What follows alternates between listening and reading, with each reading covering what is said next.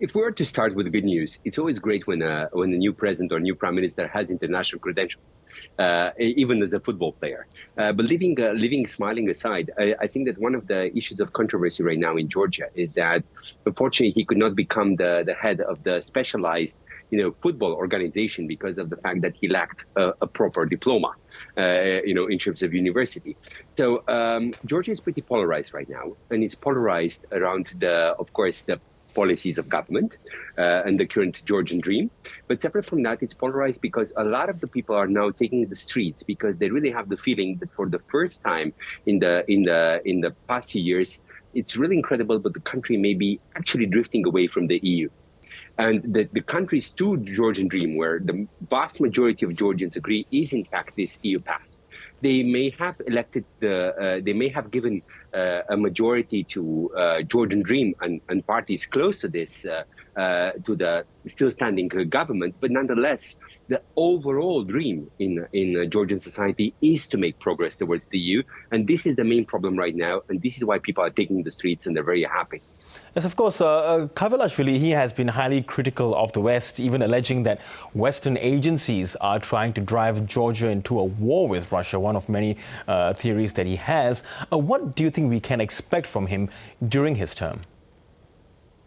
Well, we can expect him, first of all, message discipline, because most of the communicators from the Georgian Dream, they're very much aware of the fact that they're risking international isolation, but they're taking the risk and they want to go, till the way. Because the strategy of the party and of the former leader of the party, the oligarch Ivanishvili, is essentially, to play with Russia. Not necessarily play against the West officially, because Georgia still wants to keep the perception, and the Georgian Dream still wants to keep the perception that it's advancing for the sake of maintaining some popularity with the population. So they don't want to officially be isolated, but nonetheless, they don't want to be what they would call lectured by the West, which is de facto the same thing as saying no to any kind of feedback from the West as regards the quality of their elections. And one thing to spot for our viewers, the West hasn't recognized the result of the elections in Georgia. This remains controversial. The opposition of Georgia has decided not to join the next parliament. So it's a pretty conflictual environment right now. Yes, and given the perceptions that Georgia Dream is trying to put out to the rest of Europe, but how nervous is the European Union and by extension NATO with what's happening in Russia and in that it's sort of moving closer to Russia, perhaps? Coming from Eastern Europe and seeing different countries, accession moments in time, I can say that we had our glory days in the 2000s, in the sense that the EU was in shape before the Eurozone crisis, before other global crises. But nowadays, as you can see, France is busy with forming a new government. Germany is waiting for new elections. Italy looks stable with Mrs. Meloni, in charge, while Mr. Tusk prepares for the Polish EU presidency starting January. But we can't say that overall Europe feels as strong as it used to feel. We are all stressed in Europe, and I think across the world, also about the possible impact of the Trump 2.0 presidency. So a lot of the people are waiting to see also what's the signal from Washington as regards Georgia and the wider region. What the region feels is a transactional style on Ukraine, on Georgia, on other countries, because this region really cares about the West and we really want to be connected with the West. Yes, so the changes that you've just mentioned, we can also see that across the Black Sea where you are in Bucharest. And we know that the first round of the presidential election was annulled by the Constitutional Court because of multiple irregularities. Can you remind us of exactly what these irregularities are? Just in short, for our viewers, essentially a surprise candidate came into the second round of presidential elections. And then this became a national security issue because people realized, and this was documented for our National Security Council, that there was an influence campaign behind. This is still being documented additionally, and we're waiting for a public inquiry in this sense.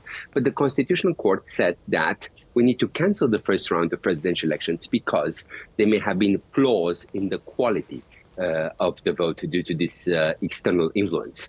Namely, examples, networks who are acting via networks of trolls who are active, across the different networks, illegal payments to some of the influencers on TikTok, breaching thereby financial campaigns regulations and so on. So we are really at a moment in time where not only 2024 has been a global year of anti-incumbency, but we're also seeing increasingly attention in different capitals about manipulation of social networks for political gains.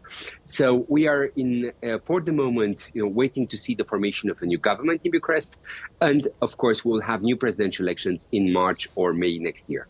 Yes, and we are seeing that a number of pro-EU parties are trying at least to form a coalition to field a single candidate for this rerun of the presidential election. How is that playing out, and who might this one candidate be? In my view, artificial stuff don't work in politics. And of course, what you may call the mainstream parties would love to find a Prince Charming or a Princess Charmante, to come on and pick the towel, and save us all, But at the same time, this product has to be real. We can't simply manufacture presidential candidates, just for the sake of saving democracy from a more radical, charismatic, populist. And I think this is the dilemma across democracies around the world. So let us see in the next few weeks who exactly will jump in, take the towel of the mainstream parties, while feeling, I would not necessarily say a little bit anti-system, but for sure somebody who is his own guy or her own lady, and who has a plan, an agenda for Romania. Yes, and this charismatic populist person you're talking about is the far-right candidate, Kalen Georgescu. Now, there are questions as to, depending on what happens with these investigations, whether he will be allowed to contest the election rerun in the first place. Is that prospect even possible? And what could be, what could we expect to happen if that is the case? What could be what we call an Achilles heel for Georgescu is the fact that he said that he had zero money for the political campaign, which is totally incredible. And as soon as things are documented as regards money being sent to different influencers, to TikTok or other networks, and if they can connect this to his campaign, then he clearly received illegal support, or himself was paid for this issue. So I think this is again the weak spot for his campaign.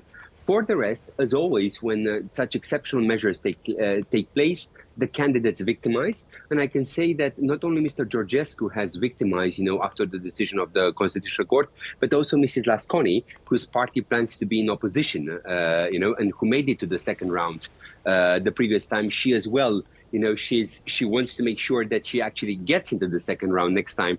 So she's joining the choir of people waiting, to see elections as soon as possible. Okay, Radu Magdin, great to chat as always, and really appreciate your expert analysis. Thank you so much. It's me thanking you.